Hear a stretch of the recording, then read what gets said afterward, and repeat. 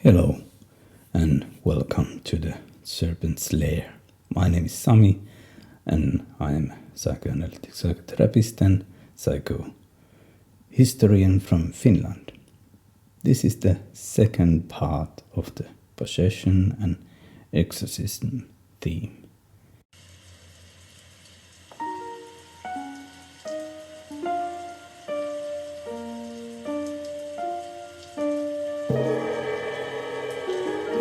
Last time I was talking about the 17th century possession and exorcism cases. This time I want to talk about more recent cases. The framework of this episode is the well-known case report of Anneliese Michel. In between I will present movies and some theory, but this case report continues throughout the episode. I'm trying to bring a slightly new perspectives to it.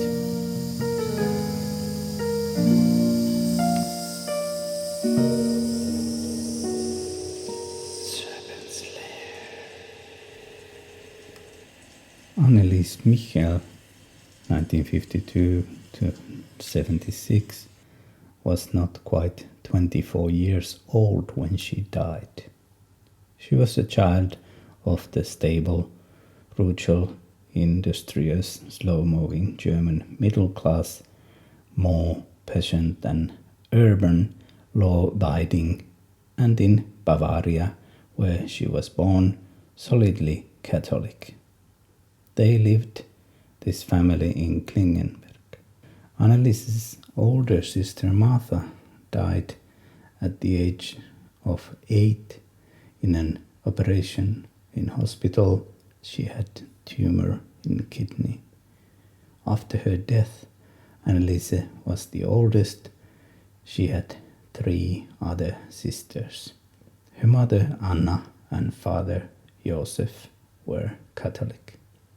As a child, Anneliese was often sick compared to her sisters. She loved to sing and play the accordion and piano. She was a good student, and her mother was hoping that she could be a school teacher, that she later studied in a university. Religious practices were very active in their home, and children were living quite protected lives in the family that had very traditional gender roles. When Anneliese was 16 in 1968, she suddenly, first time, lost her consciousness. It was a short episode. Later in the same evening, she suddenly could not move, and at the same time she was wetting her clothing. She felt that her tongue was paralyzed, and this lasted only few minutes. Felicitas Goodman's account of the exorcism, whilst by no means impartial, is nevertheless the most detailed, since she gained access to the main participants as well as the documents and the tapes in the late 1970s. I have also used a book, Anneliese Michel, a true story of a case of demonic possession, print 2012 by Jose Antonio Fortea. Those who knew Anneliese described her as intelligent, reserved in manner and speech, sensitive, kind, polite, and deeply religious. She had a beautiful smile.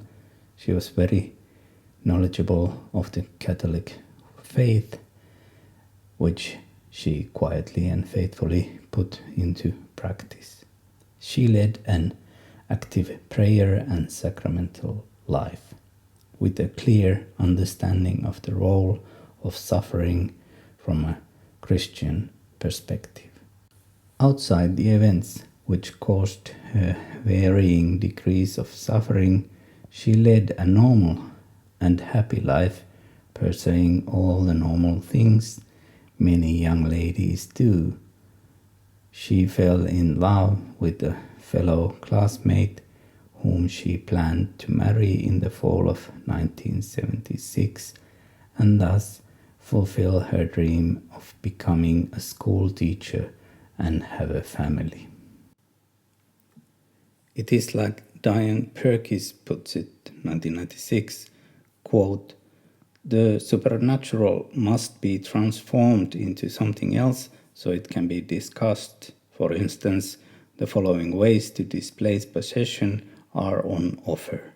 The possessed are physically ill, they are mentally ill in 1,000 ways, they are poisoned, they are in an altered state induced by drugs, they are acting, they are taking a culturally sanctioned opportunity to express bad feelings about the family, the church, and sex. They are reducible to a textual sign." End quote.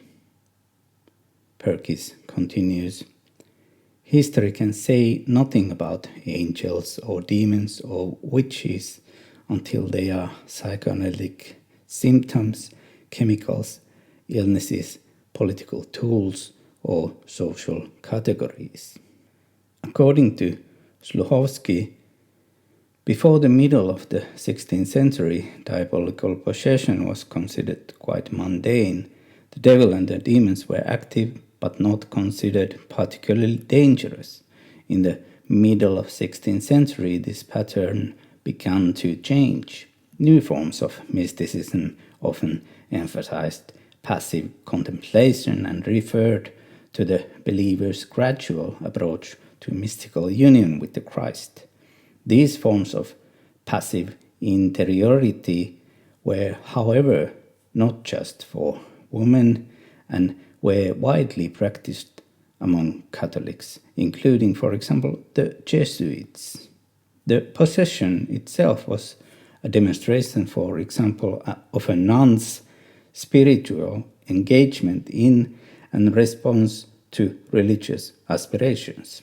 The exorcism was dramatic external visualization of the struggle between God and the devil, a struggle that took place inside the nun's body and soul. Especially in history, it is like Sluchowski puts it, quote, "Possession was never a purely personal experience.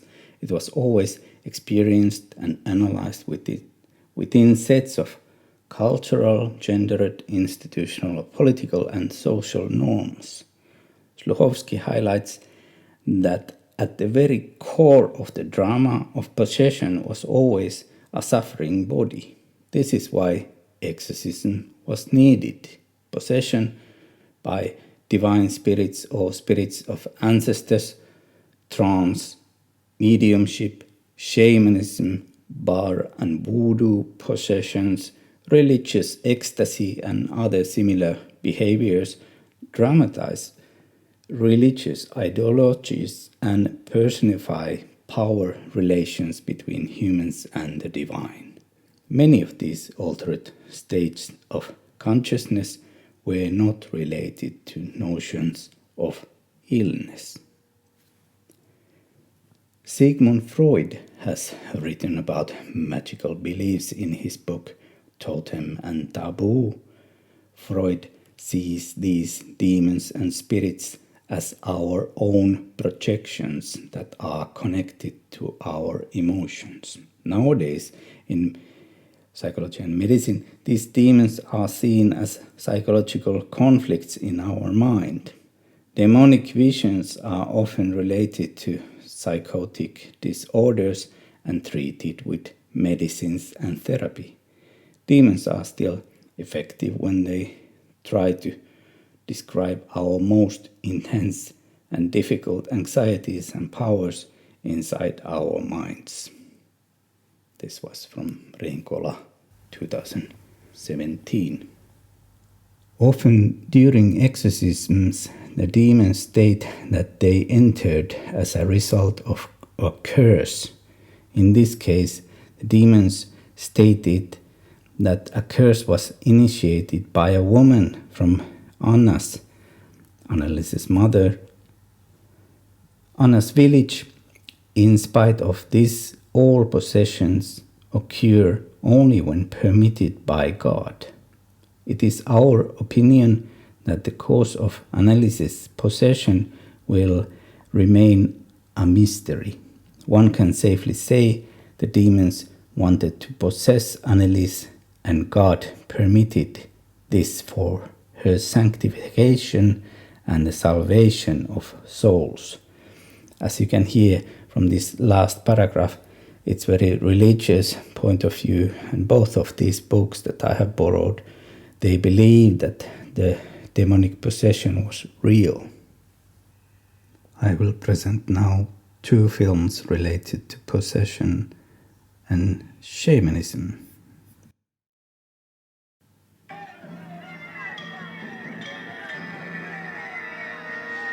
Io nascette fra liune urs, e la sirena me cantai li versi. Stonga sto munno come non gestessi, m'hanno messo allo libro degli spersi.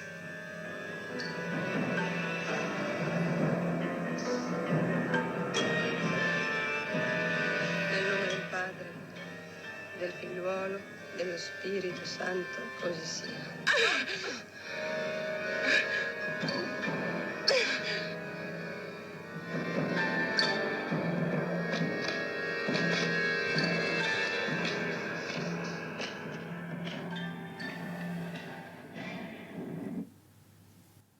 Il Demonio is an Italian film directed by Rondi in 1963. The main character, Puri, comes from purificazione, pure, is an attractive woman who, after being rejected by her lover, turns to witchcraft to seduce him. The southern village in Italy where she lives is still embedded in magic and sorcery done by local people. However, Puri's deviant behavior creates disorder and misfortunes to everybody in the village. According to analysis of Ramos and Associates 2018, Puri is an essential element, not a totally passive woman, because she pursues her own goal despite the transformation of the natural order. In this story, men, a holy man and the village priests, are once again in change of turning deviation into moral order. For example, during the first possession images in the movie, she performs an orgasm. During the first demoniac manifestations and spider walks, which would become a symbol of possession in later films, as a representation of evil and ugliness during her first exorcism in the church. Puri appears as a sorcerer who is only trying to get her lover back, but her other personality is not depicted. However, we should also know that this movie is based on a research of de Martino, an Italian anthropologist, philosopher, and historian. His study Sud e Magia of ceremonial magic and witchcraft in southern Italy shows how de Martino is not interested in the question of whether magic is rational or irrational, but rather in why it came to be perceived as a problem of knowledge in the first place.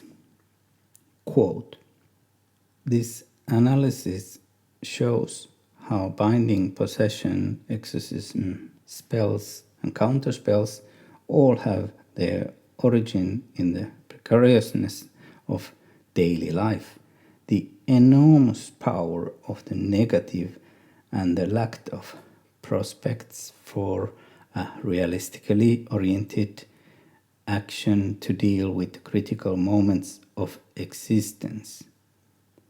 The magical moment takes on particular importance in that it satisfies the need for psychological reintegration through techniques that set the crisis within certain mythical ritual horizons and hide the historicity of becoming and the awareness of individual responsibility, thereby creating a protected regime that enables one to face the power of the negative in history. This was from De Martino, 1959.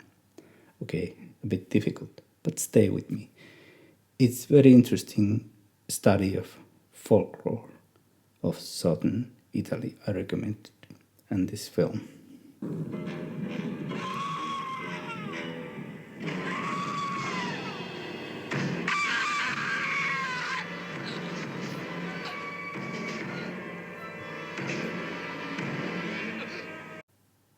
Zhong Xie, 2016, The Possessed or Exorcism is a Chinese mainland film. The film opens as a documentary with college students Ding Xing and Lu Meng, aka Meng Meng, making a documentary about fortune tellers in rural China. It was shot in Shandong province. 去工作了，行。千万万万岁进去，你和大海过来。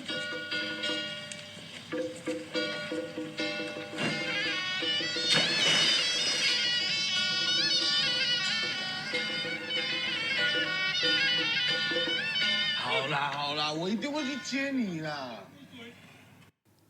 Written and directed by Ma Kai, it seems to be his only output to date.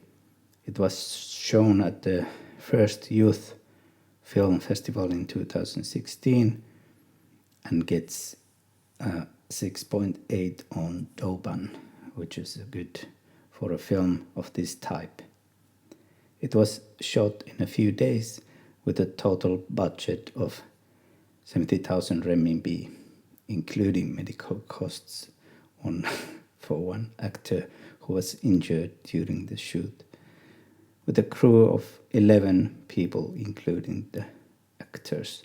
According to the director, his approach was greatly affected by Paranormal Activity 2007, itself influenced by the Blair Witch Project. This was from the blog 2021. You can find this movie with English subtitles from YouTube, and I should mention that because in the mainland you can't make a horror movie where the horror is real, so it affects also into this movie's plot. The director has said in Global Times that, quote, "A major reason why I filmed The Possessed is that I wanted to warn people to stay away from stupid exorcism ceremonies. Just like the story in the movie shows, people who could have gotten well simply by going to the hospital will probably get themselves killed when they believe in such ceremonies." The best thing about the movie was the authentic atmosphere of the beginning of the Chinese rural town. The tension was sometimes lost due to the excessive length of the film. However, this is a great modern Chinese horror film. I think actually that the China is the only place where traditional healing and Western medicine can go hand in hand. In 1970, Anneliese was in sanatorium in Mittelberg specializing in bronchial and lung disease of children and adolescents. She felt very lonely and had some depressive thoughts. She was praying Mother of God, and she felt first that it helped her. In the days following that special praying, she tried to do it again and failed.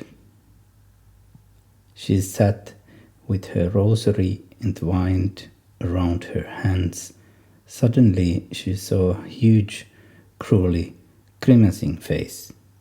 It was gone almost as soon as she had seen it, but it left her with the chill of nameless fear. After that she was afraid to pray Mother of God. She was thinking that perhaps this was not outside. It's in me. It's in me.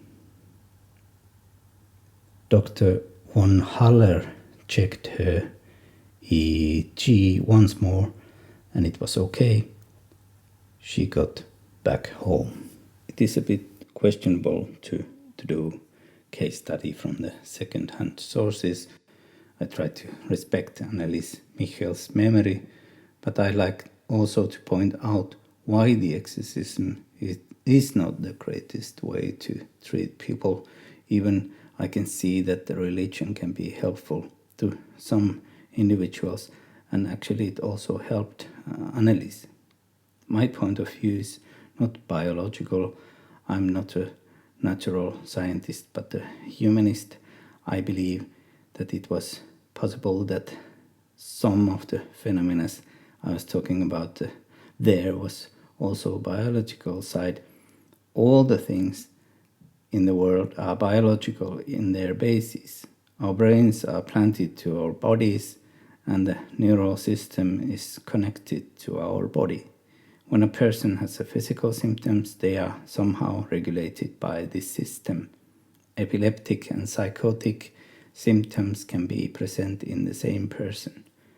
Psychosomatic symptoms are not imagination, they also have a real effect into our body. For example, constant stress level in our body is unhealthy, but at the same time, stress is an experience where also the emotions are involved. Conversion symptoms are different. When a person is psychotic, the anxiety is massive, and you might be hypersensitive into things such as strong smells. You might be scared about things you see. Even it's quite rare that you have actual visual hallucinations. Sometimes it can be a glimpse of something, a whisper, or certain certainty that things are so that I'm threatened or evil, and anxiety makes us think that if we don't do certain things, something bad will happen. After this, there are no other options doing things. It becomes obsessive. And if somebody tries to stop you doing these things, you will be afraid, threatened by them, and anxious. In this kind of state, people can not take any device, or it's difficult to calm you down. In less severe traumas, this can be still possible after a while, but not often in psychosis. Psychologically, our experience of the self is in danger. I'm talking about annihilation anxiety, or de-differentiation anxiety, the fear of losing yourself. This is my key point. My personal experience is that people can sometimes feel even when they are going to die or get full psychosis. And it does not matter if the reason is physiological or psychological. The annihilation anxiety can be there. Next, I'm talking about Abrahamic religions. Yanlışlıkla öldürdükleri cinlerin lanetinden kurtulmak için onları çöllere gömermiş.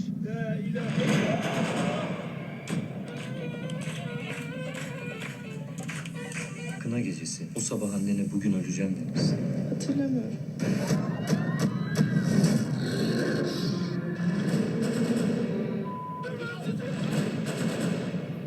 Nerede hayvan? Şimdi buradaydı. Isıracaktı beni.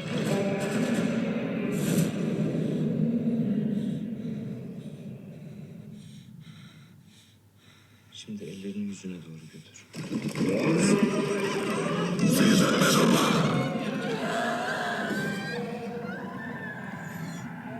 The Possession 2013. I want to apologize my pronunciation. I don't know how to do it. Sin Karpmasi, Turkish film. Kubra was possessed by a jinn prior to her wedding when she stabbed her husband-to-be and killed him in front of the entire family. Ebru is a psychiatrist, Kubra's childhood friend from Kiberer village. Ebru wants to observe Kubra and film the actions of so-called jinn exorcists in an attempt to prove whether jinns exist or not. Ebru and jinn exorcist Faruk head to Kubra's village. Director Hasan Karasatak in Den of Geek 2015 tells, "Let me tell you a memory from when I was 5 years old. We visited a village in the very east of Turkey. I remember hearing screams coming from a house there. My elder sister told me that there was a sick woman living in that house who was possessed by jinns. I was forbidden to get close to that house, but I managed to sneak in and I make an eye contact with the woman. She was a young, pretty girl, but her face was covered with scars and she was crying in the corner of the room. She smiled to me as she saw me and said, 'Don't come in, the jinns will catch you too.' I asked, 'Where are they?' 'They are keeping me here in this room.' She asked for a glass of water. The moment I tried to reach the water, I slipped and fell.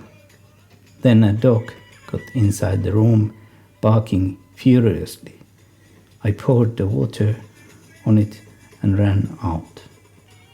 My sister told me later that the jinns kept the girl from drinking water." This was from Lines 2015. The word jinn means literally concealed or hidden, and it is associated with both physical and metaphorical darkness as well as the inability to see.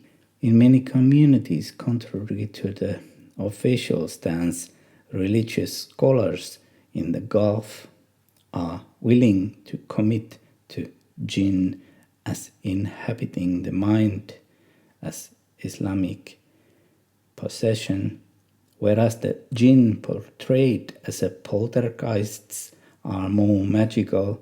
True, nearly all traditionalists claim to believe in both. The primary problem with the discrepancy lies in how to rid oneself of a jinn. In terms of human behavior, jinni and spirits have long been associated with the mental illness in the Muslim and pre-Muslim Aramaic and Sanskrit traditions. This was from Parkhurst 2013. Like Tariq 2003 has stated, the jinn can also do good things. We all know jinn from the fairy tale Aladdin. Şimdi ellerini yüzüne doğru götür.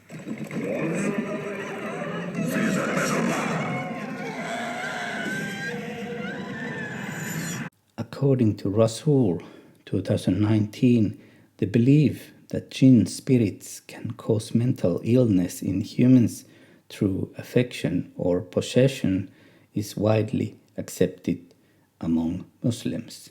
It is vital to consider mental disorders as a multifactorial affair in which spiritual, social, psychological, and physical factors may all play a role.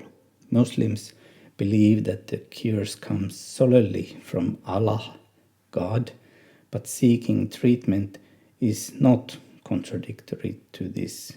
Evil eye, jinn possession, and black magic are essentially a psycho-spiritual problem.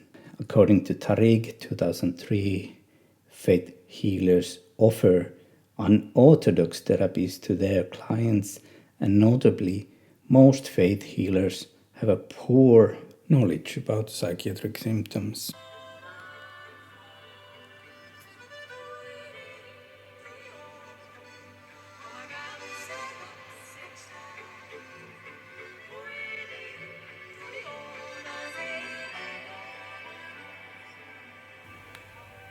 Anneliese's boyfriend Peter was amazed at the sudden change in Anneliese's physical and emotional condition. He asked her what had happened to bring about this sudden change. Anneliese replied that she had seen the Blessed Virgin Mary. Peter and Anneliese rushed home to share the good news with her sisters and parents. Anneliese ran upstairs and exclaimed to her mother, Mom, look at me. I can walk again. I can jump. I can dance. The Mother of God appeared to me." Anneliese had a deep fear of being found mentally unstable and sent to a mental institution. She had foreseen this danger for a long time. A stay in such hospital might make it difficult for her to get a teaching position. This danger had increased as Judas announced that her condition was going to get worse. The demons admitted it was their desire to have Anneliese in a mental institution. There she would not have the benefit of the exorcism prayers and may perhaps die there, out of the public view, where the world would not have been aware of her possession and sufferings. Judas, in this case, was one of the demons inside Anneliese. I would like to also mention a few films from the Jewish tradition.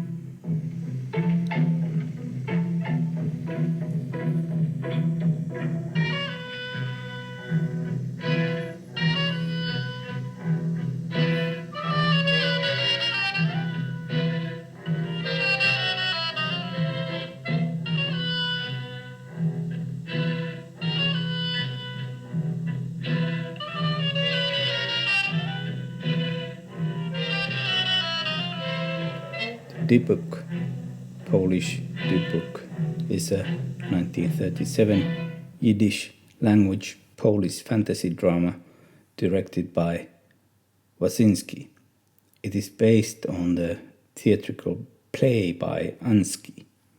The play was based on a research by Ansky, who traveled in Russia and Ukraine gathering data from the Jewish traditions. The picture is noted among film historians and it is shot in the style of German Expressionism. Dad, you need dishes. Well, that's weird. There aren't any seams. What does that mean? Whoever made this didn't want anybody to open it. Are you okay? You feel funny. Have you noticed anything odd with Emily? Slow down! It says Dybbuk. It's the Hebrew word for demon. What does this thing want with my daughter? The spirit is the taker of children. More modern example is the Sam Raimi's The Possession 2012. The film got its idea from a mysterious box sold at an auction, and that side is more the result of a modern folk tale. Possession has been interpreted from psychoanalytic perspective by Reenkola 2017. It can be seen as a development story of a young girl where the magical box appears as a young woman's inner space, and demonic forces are connected to the awakening of sexuality and aggression. A young woman sees her own mirror image reflected on different surfaces, distorted even if her father accepts her as she is. The mother demands flawlessness and gives precise instructions. Father's carnal life is tempting. This movie can provide stimuli to understand the development of the adolescent and the internal conflicts of the mind. In a broader sense, however, the topic is related to the Jewish exorcism tradition. The Jewish believed that demons were the souls of the departed that had returned to inhabit the bodies of the living, originated in Jewish mystical circles as the part of Kabbalistic doctrine of the transmigration of souls in the 12th century, and records of Dybbuk possession in Jewish communities did not begin until the 16th century. This was from Brian Levak. Dybbuk literally means an attachment, a cleaving to something. A Dybbuk is thought to be the spirit of the person who, instead of drifting into the next realm, sticks around and enters the bodies of living people. This was from LA Times 2004. The day after Anneliese died, Anna, her mother, made a statement to the police. She told them about doctor's appointment where Dr. Luty had advised them to consult a Jesuit. Goodman has reflected this from the court in her book and thinks that perhaps the doctor did not know that Anneliese was a Catholic, and perhaps he even made a joke. If you feel that the demons are after you, you should consult a Jesuit. However, they took it seriously, and this led finally to exorcisms. In that time, Anneliese was not talking about demonic possession, and neither the doctor did. She felt that she was molested. However, afterwards, the mother, Anna, blamed the doctor. Anneliese did not return to doctor anymore. The mother suggested also that if the doctor's medical help was useless, they should contact the priest. Anneliese reminded her that the doctor said a Jesuit. Through the middleman, the Jesuit Father Rodewijk from Frankfurt was consulted, who had also written a book about demonic possessions called Possessed by Satan in English. A long story, but in the end the priest Ernst Alt and Father Arnold Renz got the job. Later in the court, Father Alt was diagnosed even as a schizophrenic. Permission was granted by Bishop Joseph Stangle. Anneliese, her family, Peter, the Heinz, the priests, and the bishop all believed that medical and physiological remedies had proven unsuccessful. They also believed Anneliese's condition ultimately met the criteria of possession. You're looking very pale. I'm not the one who's ill, Father. It's Anna.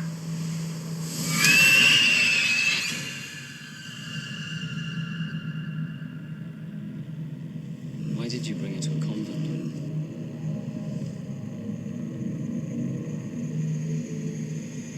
What better place to fight evil than in the house of God?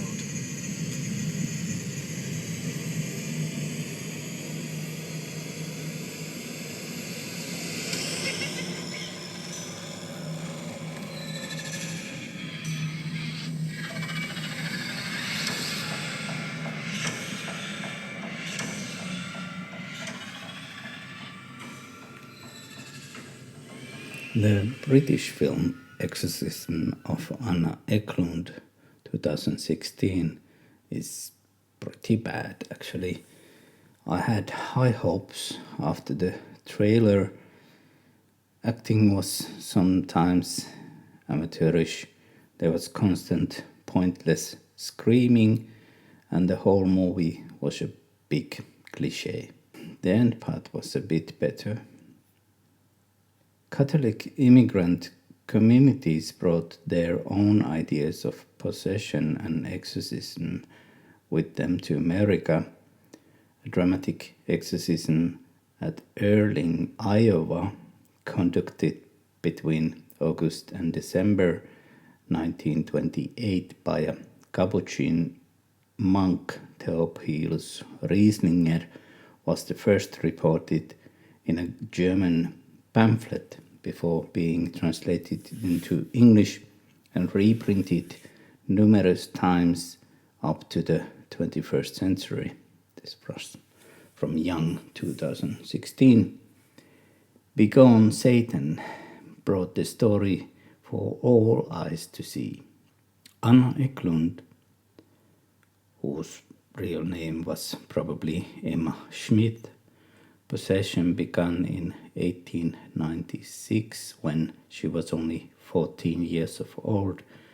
Its main symptoms were an aversion to sacred objects, just like Anneliese Michel, and an ability to enter the church. The proximate cause of her possession was sexual guilt or anxiety, which manifested itself in an obsession with sexual acts.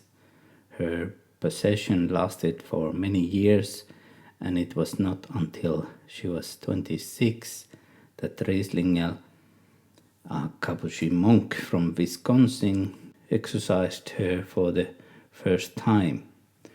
This was from Brian Levack, 2013. The exorcism was characterized by extensive dialogue between the exorcist and the possessing demons that went far beyond the rubrics of the ritual Romanum, along with extreme violence directed towards the exorcist. Ecklund was first possessed through the agency of her aunt Mina, who was her father's mistress, known among the people as a witch. However, the principal cause of her possession was not traditional malefic witchcraft, but a curse she received from her father as a consequence of her father's sexual sins. This was from the Young. Whether or not sexual abuse by her father Jacob was the source of this preoccupation cannot be determined. But in either case, Anna's anxieties regarding her sexuality recall those of many nuns and pious laywomen in early modern France. This was from Levack. Beelzebub left on December 23rd, 1928, in a terrible roar of Beelzebub, Judas, Jacob, Mina, who was Anna's aunt and Jacob's mistress, followed by hell, hell, hell, and a terrible stench. This was from Guilly, 2009. I have read that even this was not the end of it, but the possession turned to be more godly one, like in the film Stigmata, 1999. While Anneliese was not allowed to eat, she ate flies and spiders. She urinated on the kitchen floor. Everyone learned to duck to avoid being kicked, punched, or bitten. She ripped holy pictures off the wall, tore rosaries apart, and shattered a crucifix on the corner of her bed. Sometimes during the heat of the day, she would put her head in the toilet. Once she rolled around in the coal dust and then climbed into the bed. Many researchers at the end of the 19th century became interested in hysteria. In France, Charcot and later Pierre Genet. The first studies of psychoanalysis were related to hysteria when Breuer and Freud did their studies. Today, hysteria is thought to be based on traumatic experiences, something that Freud was the first to get right. We are then not fully aware of the effect of the experiences on us, and this also causes physical symptoms, which are called into conversion symptoms. Freud was a realist because he believed in the science, not in God. I believe, however, that films like Requiem can help us to understand the suffering of demoniac and the family. Even the life of Anneliese Michel is opened up in a way that violates her rights to privacy. These books and films can help us to understand more of the experience of the demoniac. In the Freud's time, the winning discourse centered on the triumph of science over superstition. In a way, Freud was one of the mad witches advocates. Charcot and the colleagues linked witchcraft and the cases of possession to mental illness. Freud was a scientist and lived in a time when science represented the light of reason in the dark age of ignorance. This was from Elmer, 2007. Like Trevor Roper, 1969, puts it, today distinction between reason and superstition is difficult to maintain. Even rationalism is relative. We should remember from history, as Stuart Clark, 2011, has suggested, that in the times of witch trials, the whole society was possessed. The exorcism was a normal part of religious and also scientific practices.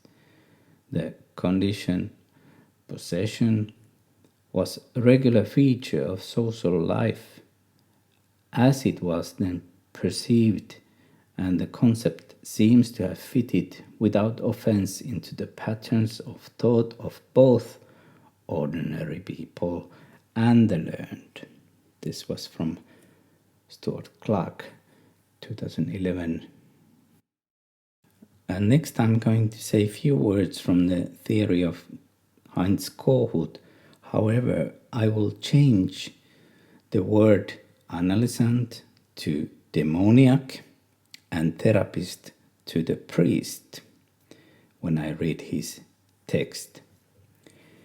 It is not desirable to create a situation in which the demoniac's regressive compliance is actively utilized for the purpose of bringing about an idealization of the priest. The active encouragement of an idealization of the priest leads to the establishment of a tenacious transference bondage, analogous to the attachments which are fostered by organized religions, bringing about a cover of massive identification and hampering the gradual therapeutic alteration of the existing narcissistic structures. We may well heed Freud's relevant warning that there exists a temptation for the analyst priest to play the part of prophet, savior, and redeemer to the patient, demoniac. It is to encourage the patient, the demoniac, to put the analyst, the priest, in the place of his ego ideal. This is authentic tape from the Exorcism. Rosenkranzmonat, weißt du ja, ne? Ja, aber die wenigste beten. Ja. Und in Kirche wird auch meine wenigste gebeten, weil die Herrn Pfarrer ja das für unmodern halten. Ja. Ja. Aber? Fast.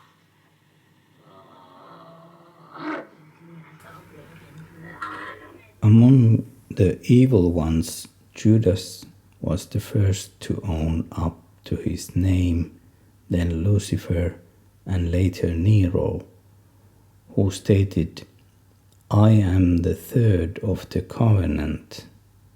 The remaining named participants were Cain, Hitler, and Fleischmann, a fallen priest.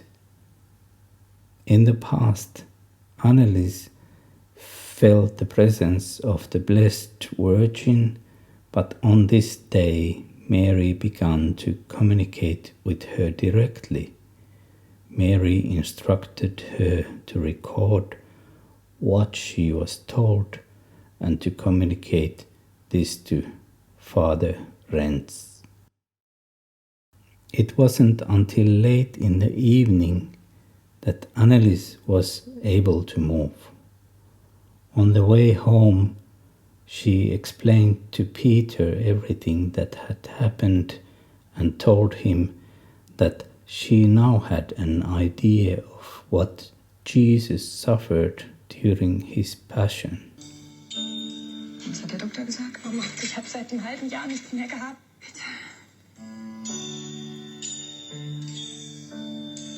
Ich habe eine Fürbitte gebetet, dass der liebe Gott ein Auge auf dich hat.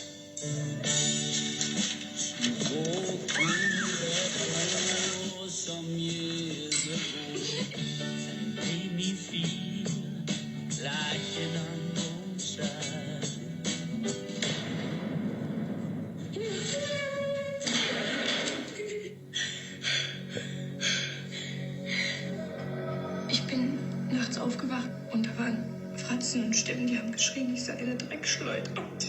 Von was sprichst du? Vom Teufel? The film Requiem 2006 is a wonderful non-horror film directed by Hans Christian Schmidt, starring amazing Sandra Hüller as the main character. The film is loosely based on the story of Anna Elisabeth Anneliese Michel. Of course, there is also the American film The Exorcism of Emily Rose. It's more like traditional effects-filled horror, but this one is a mature, multi-dimensional and realistic drama that does not contain so-called horror elements at all, unless you count the haunting disturbingness of deeply rooted faith as a horror. Anneliese Michel was exorcised 67 times. Because Anneliese's exorcists were the defendants in the criminal trial, the records of the exorcisms performed on Anneliese, including audio tapes, were made available to the court and the general public. Her parents and the exorcist were charged with the causing her death by negligence. Considerable media attention preceded the trial, which was to begin on March 13th in 1978. One newspaper stated that except for the Nuremberg trials, this case had generated more commentary than any other. Portions of the grueling exorcism sessions were broadcasted on German television. The exorcism of Anneliese Michel was arguably the most politically significant of the 20th century, focusing on the conflict between religious and secular outlooks in post-war West Germany and revealing troubling divisions within German Catholicism. This exorcism is riddled with paradoxes. At the time of the trial, the media portrayed it as a throwback to a conservative Bavarian religious culture, but the influences at play were not necessarily so straightforward. Ernst Alt, who was responsible for the recordings of the exorcism sessions, was a young priest with an active interest in parapsychology. This was from Young 2016.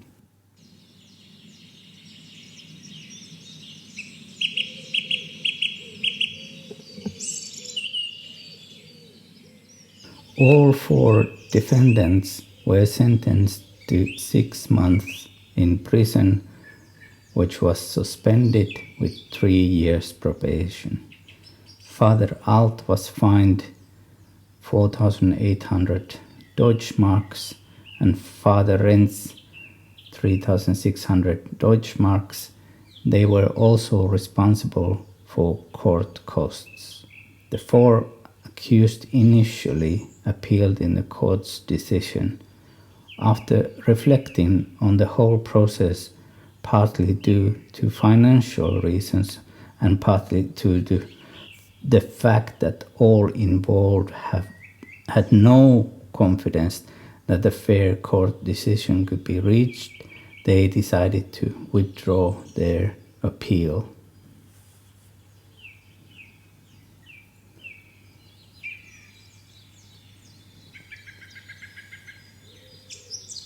It was past midnight, the first day of July 1976, when Joseph checked on Anneliese at 7 a.m. He thought she was asleep. At 8 a.m. Anna called Joseph to tell him that Anneliese was dead. Her last words were, "Mama, please stay with me. I'm afraid."